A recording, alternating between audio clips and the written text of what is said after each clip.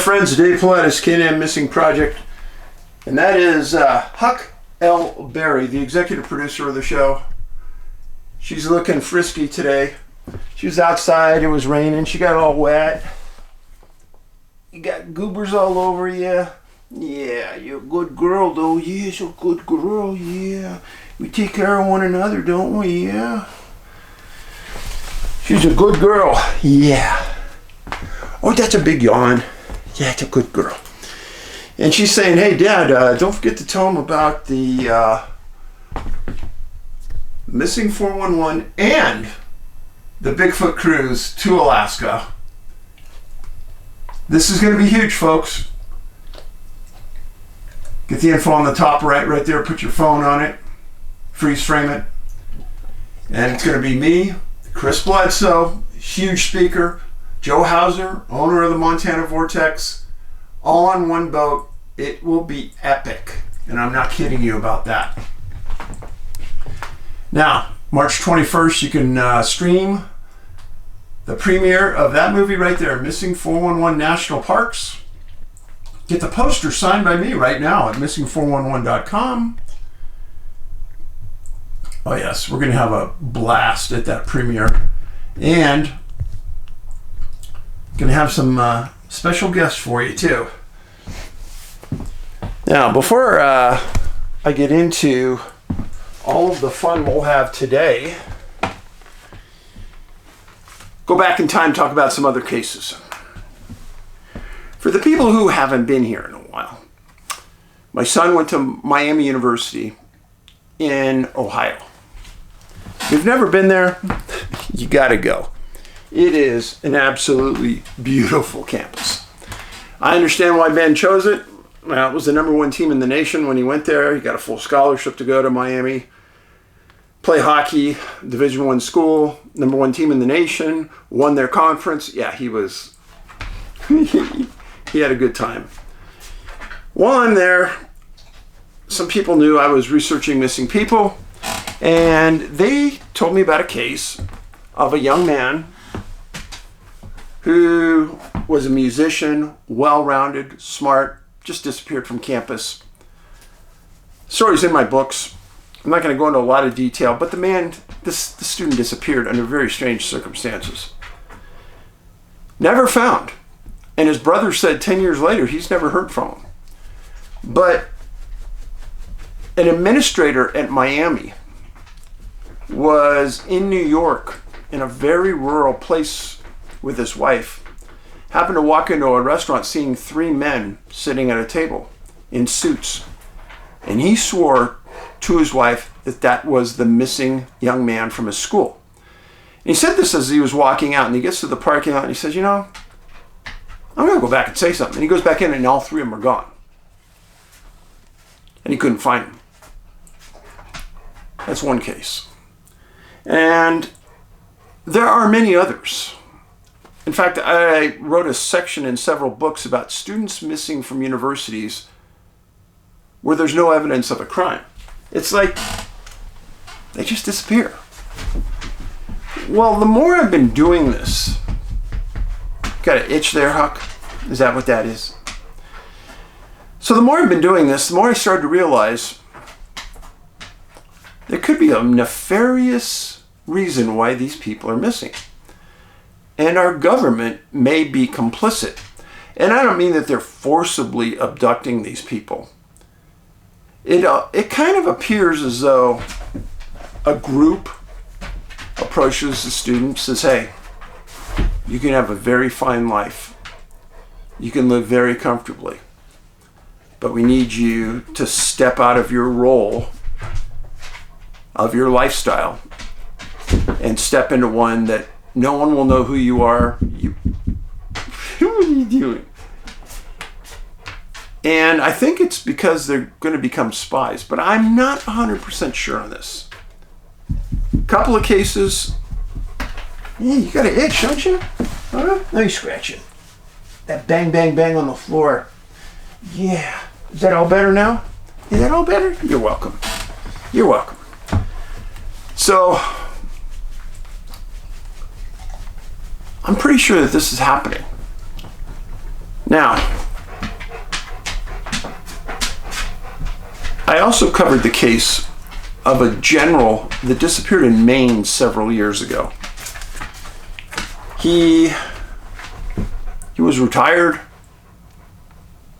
but he went out and he never came back and nobody saw him again, wasn't suicidal.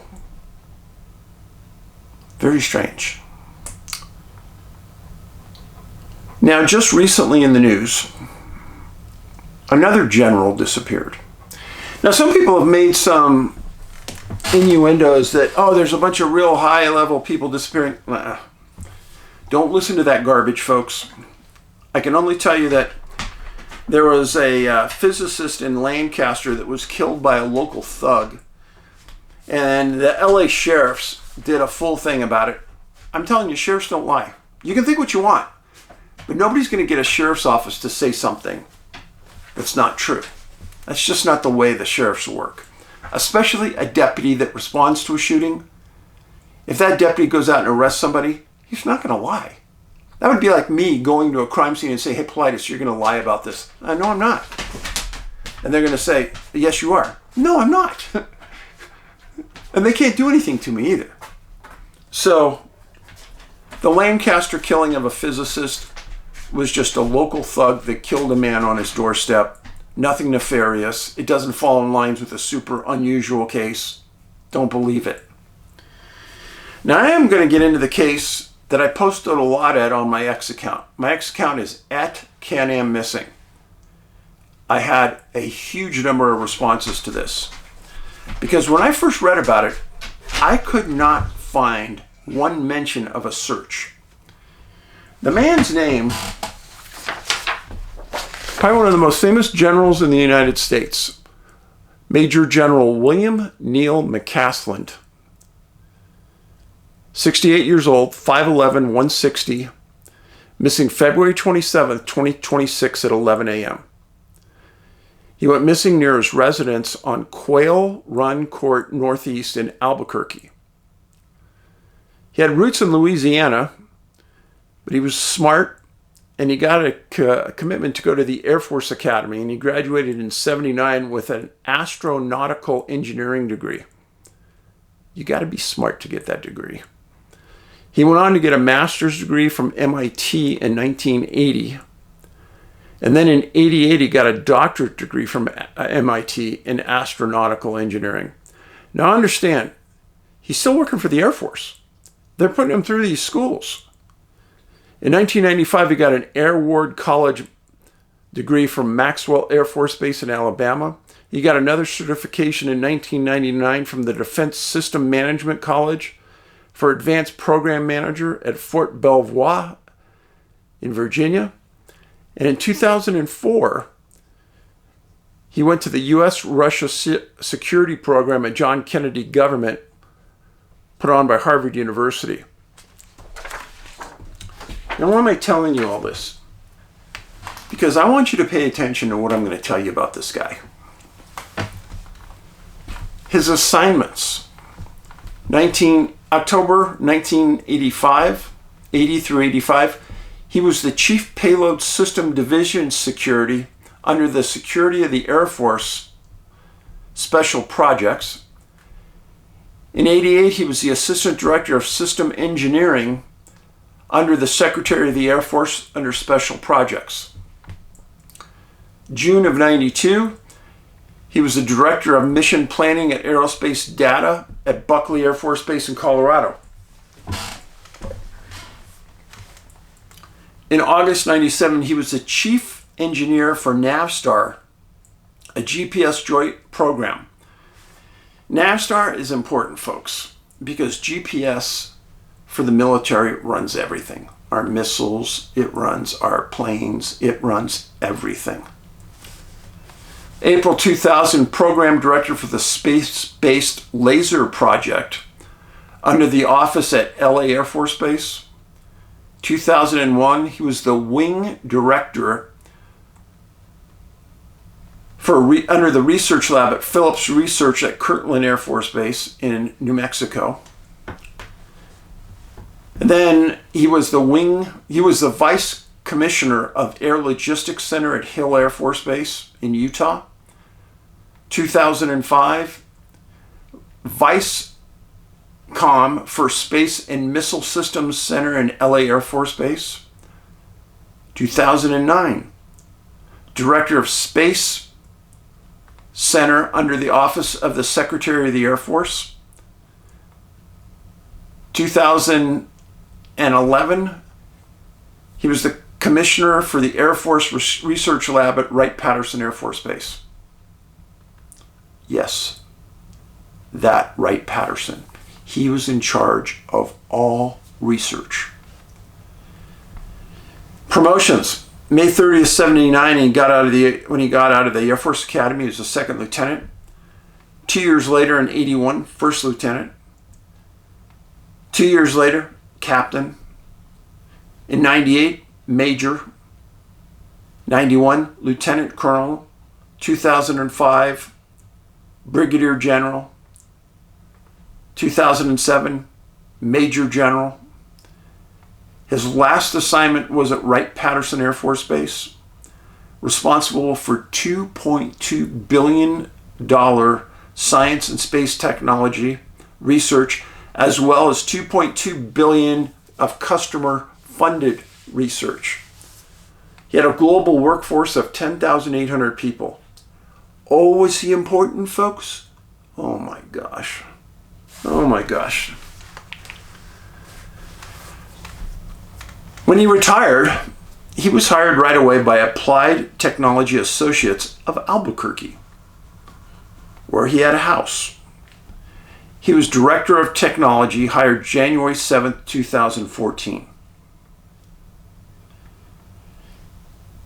Under Advanced Technology Associates, the company that hired him, this was a company under Blue Halo, which was founded in 1975.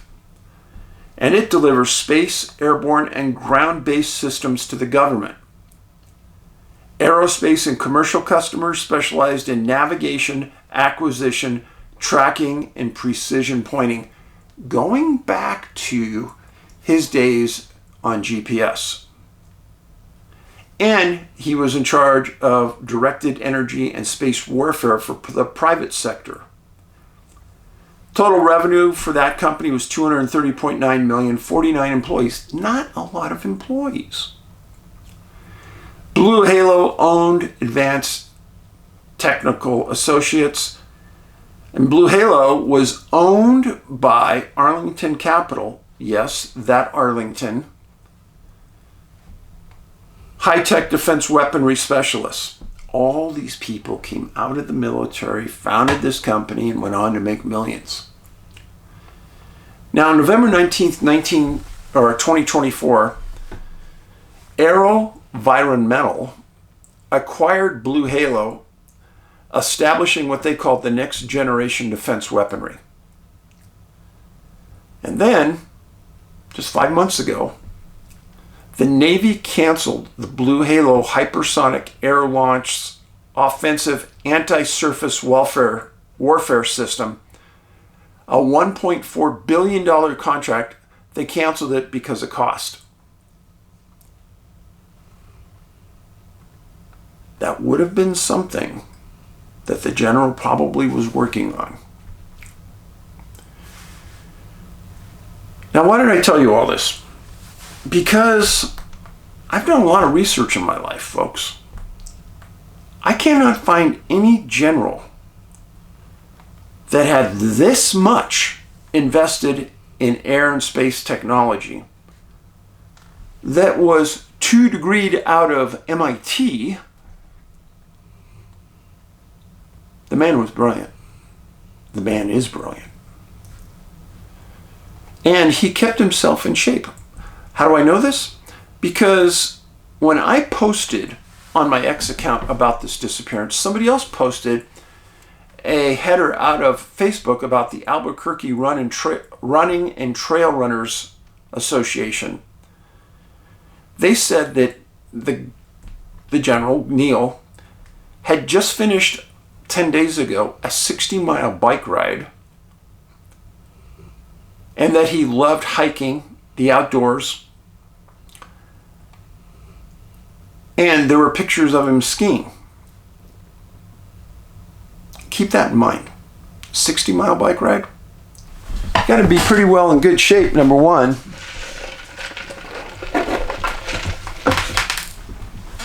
And these people said he was exceptionally good shape. Now let's get into the meat and potatoes about why we're talking about the general. First of all, he's been married for decades to his wife named Susan. They have no kids. On Friday, February 27th at 11 a.m., his wife reports him missing to the sheriff's office. She said she didn't see which direction he went and wasn't sure what he was wearing when he walked out the door, but he didn't take his watch or his phone. Let's stop there for a second. Some watches communicate with your phone while you're a runner, while you're skiing, etc. Was it that kind of watch? She didn't say. If it was, I kind of understand why that and the phone didn't go. The phone's a tracking device.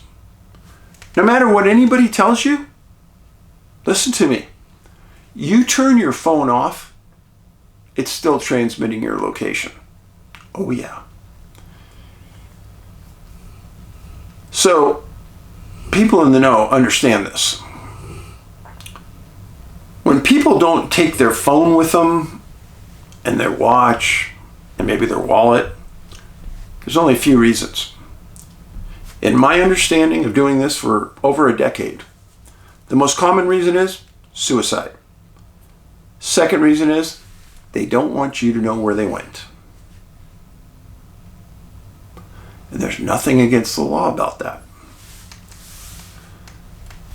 So the local sheriffs come out and they take a report, and I searched for 2 days. The day that report came out, which was Friday, and all day Saturday, and I could not find one article anywhere on those 2 days that said a search and rescue was undertaken looking for him. I'm sorry, I couldn't. Now, the sheriff's office also issued what they called a silver alert. And dozens of you jumped all over this saying, oh, that means that he has dementia, or that means he has some kind of cognizant issue. But nowhere did it say that.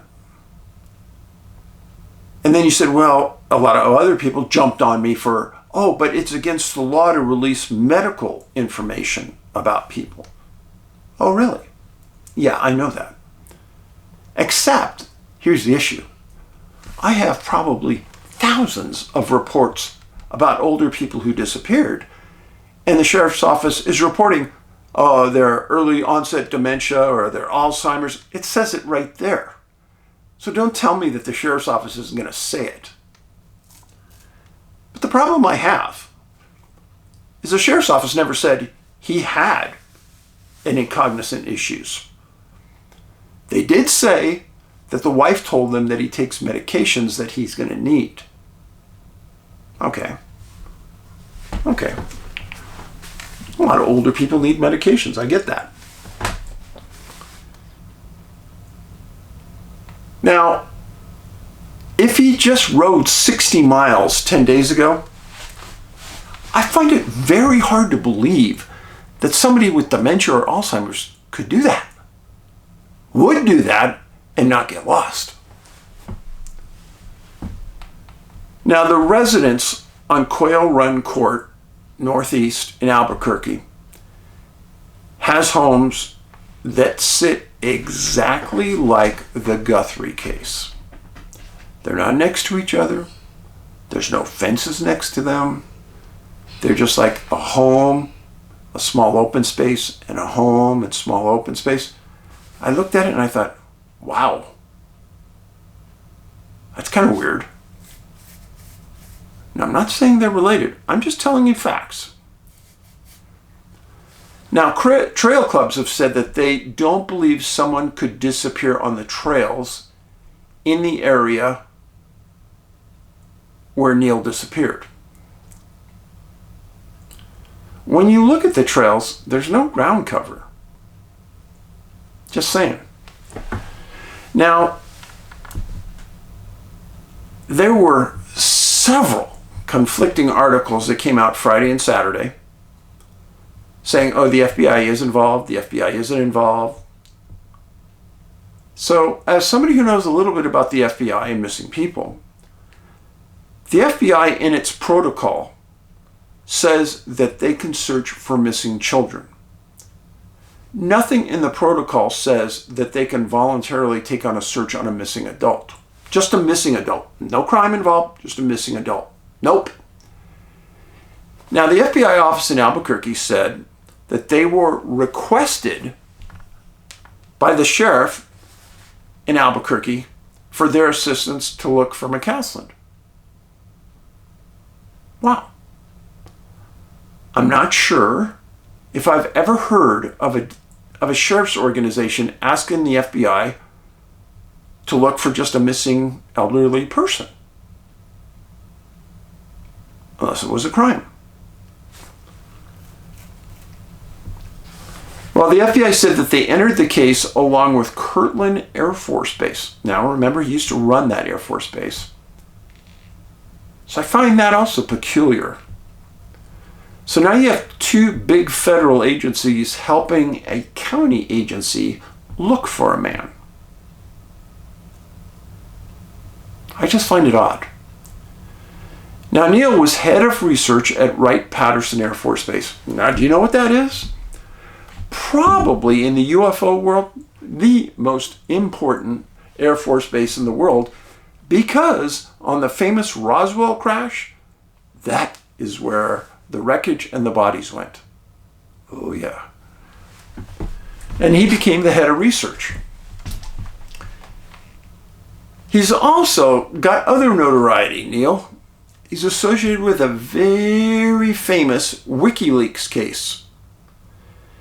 His name appeared in 2016 WikiLeaks release of emails from the head of Hillary Clinton's campaign, a very famous man named John Podesta.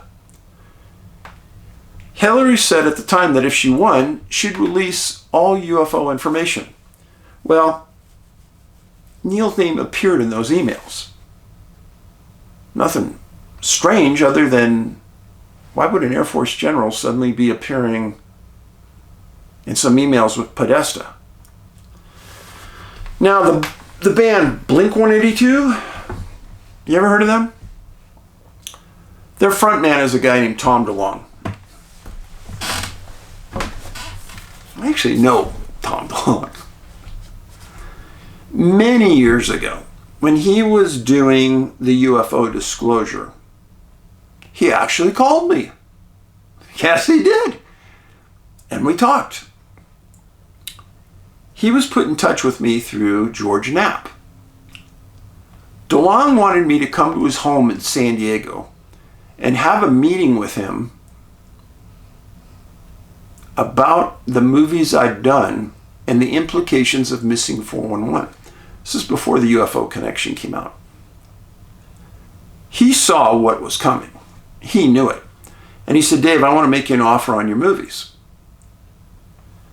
And I said, okay, who do I talk to about flying me out? And he gave me the name of somebody.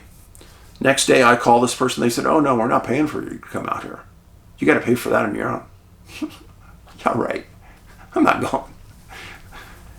You want to come out and you want to get information out of me and you want to possibly buy my stuff? Well, fly me out then. No. Okay, well, then I won't go. That's the last I heard of him. So, DeLonge, Blink-182, DeLonge was involved for years with release of UFO information and disclosure. That was his big thing. In emails, he described McCasland as a key advisor on several UFO projects. It's part of that WikiLeaks thing. DeLonge told Podesta he'd been working with McCasland for 4 months and the retired general was offering advice on how to move forward with UFO disclosure. Now, at the time this was going on, Neil, the general, was working for Advanced Technologies. Not a government agency, he's retired, but he's still held under the secrecy oath. So it's interesting. Was he allowed to say these things? Or was he told to say these things? Was this a controlled delivery of information that wasn't true? Well, what DeLong had is he had some information about some metals that were found in conjunction with Roswell. And he was trying to get information released about it. Now, DeLong emphasized that the general was very aware of material DeLong was investigating because McCasland was in charge of the lab at Wright Patterson where the Roswell wreckage was taken. So he knew about this metal that DeLong was investigating, and he was helping him to go along with it. Now, DeLong said that McCasland not only understood the goals of his project, but actually helped assemble advisors who would assist in disclosure. Now, do you know how long disclosure has been going on? This all happened 9 years ago. But it put McCasland on the front page of every newspaper in the nation, maybe even the world. Despite everything DeLong claimed about McCasland, there was never any evidence, factual evidence other than emails, that McCasland was helping DeLong. And McCasland never commented. He never came forward, never said, oh yeah, I was talking to him. Now, and that is odd, because if McCasland was running the most secret research in the world, and then he suddenly starts helping a guy with disclosure, don't you think that the secret agencies would be all over it and tell him to maybe shut it down? Doesn't appear that happened. And that's why I ask, was the dissemination of the information a controlled public exposure to get us off track? I have no idea. Now, DeLong eventually did get the Navy to release some classified UFO videos, but that was about it. Now, as far as McCasland, the search and rescue all of a sudden got public, where it wasn't Friday and Saturday, Sunday, Monday, Tuesday, public. But you know what? They never said where they were searching, which is ultra odd. I can't find anything saying where they were. And there was never any disclosure about the name of the search and rescue teams or their leaders. Just in general terms, New Mexico State Police, New Mexico, what was it? What was the wording? New Mexico Emergency Services. No names. So my question is, why would the FBI get involved? Why would they agree to get involved?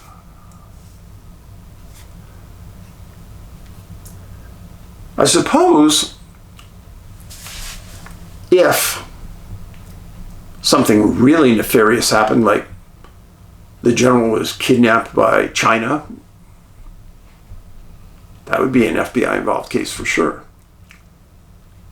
But the questions I have is, was there any Uber pickup in that neighborhood at that time?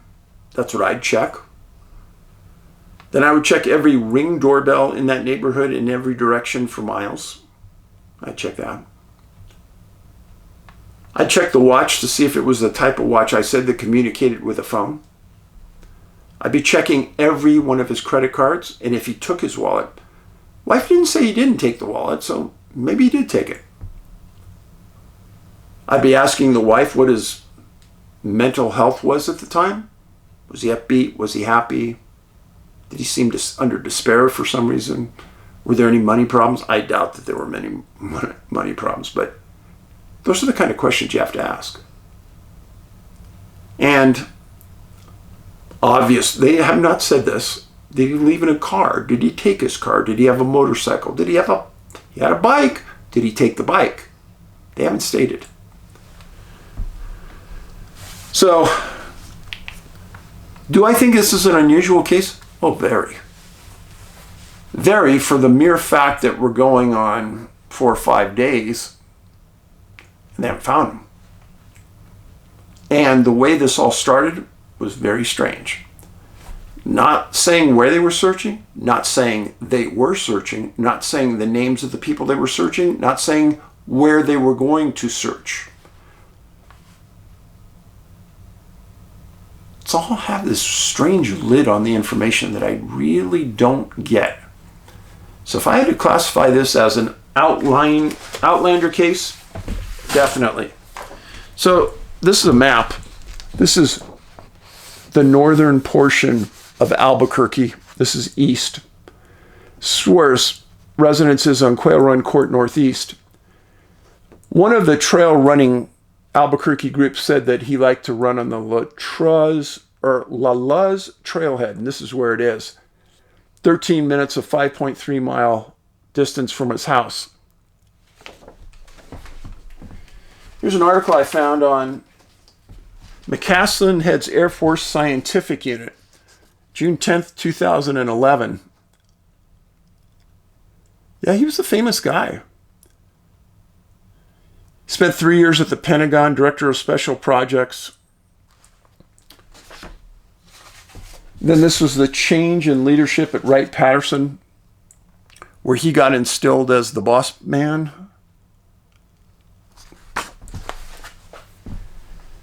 Friends, if there was going to be a general that was going to disappear and everyone would point the finger to you, something weird's happening, this would be it. And I'll say one more thing. Remember just a couple weeks ago, President Trump said he was going to disclose all UFO information? Remember that? And then suddenly, a general who was part of the original disclosure in 2016 disappears? Coincidence? You tell me. Thanks for being here. Be safe. Stay kind. Paulides out.